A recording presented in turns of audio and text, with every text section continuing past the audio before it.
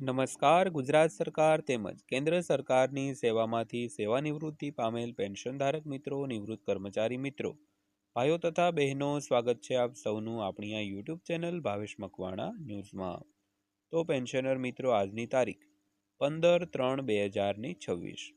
તો આજ બપોરના પેન્શન સમાચારની અંદર આપણે વાત કરવાના છીએ તમામ નિવૃત્ત કર્મચારીઓ અને પેન્શનરો માટે સરકારે આજ પેન્શન વધારાને લઈને જાહેર કર્યો છે સત્તાવાર પરિપત્ર.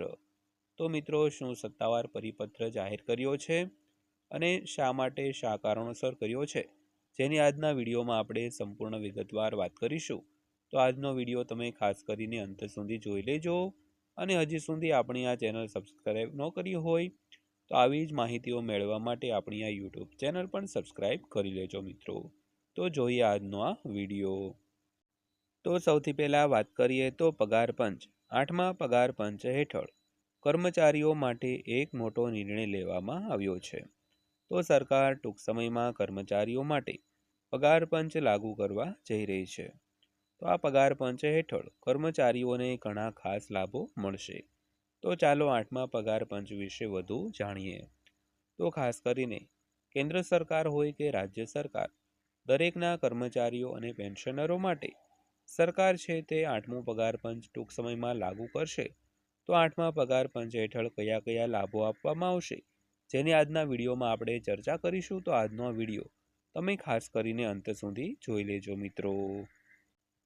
તો જો તમે કેન્દ્ર સરકારના કર્મચારી છો તો આ સમાચાર ખૂબ ઉપયોગી થઈ શકે છે. તો સરકાર ટૂંક સમયમાં નવું પગાર પંચ લાગુ કરશે. આ પગાર પંચ હેઠળ કર્મચારીઓને વિવિધ પ્રકારના વિશેષ લાભો મળશે. તો વધુમાં કર્મચારીઓના પગારમાં પણ નોંધપાત્ર વધારો જોવા મળશે. તો 8મા પગાર પંચ સંબંધિત આ અપડેટની સંપૂર્ણ વિગતો જાણવા માટે આ વિડીયો અંત સુધી જોઈ લેજો, એટલે કે આ સમાચાર અંત સુધી વાંચી લેજો મિત્રો. તો સૌથી પહેલાં વાત કરીએ તો સંગઠને 8મા પગાર પંચ અંગે માંગ કરી હતી. તો કર્મચારી સંગઠનો તરફથી 8મા પગાર પંચ અંગેની માંગણીઓ સતત ઉભરી રહી છે. તો આ સંદર્ભમાં all India NPS employees federation દ્વારા પણ કેટલાક મહત્વપૂર્ણ પ્રસ્તાવને મંજૂરી આપવામાં આવી છે. તો ફેડરેશનના પ્રમુખ મનજીત પટેલ ગુરુવારે એટલે કે 12 માર્ચ 2026ના રોજ શિવગોપાલ મિશ્રા સાથે મુલાકાત કરવાના છે. તો આ બેઠકમાં તેઓ આશા રાખે છે કે તેમની મુખ્ય માંગણીઓને સંયુક્ત સલાહકાર મિકેનિઝમની રાષ્ટ્રીય પરિષદના સંયુક્ત મેમોરેન્ડમમાં સમાવવામાં આવશે.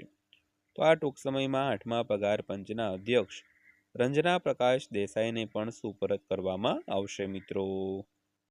ત્યારબાદ જોઈએ તો કર્મચારીઓની માંગણીઓ શું છે તે જાણીએ. તો ફેડરેશનની સૌથી મોટી માંગ એ છે કે કેન્દ્ર સરકારના કર્મચારીઓ અને પેન્શનરોને લગતા તમામ આદેશો કેન્દ્ર શાસિત પ્રદેશો અને કેન્દ્રીય સ્વાયત્ત સંસ્થાઓના કર્મચારીઓ પર તાત્કાલિક લાગુ કરવામાં આવે.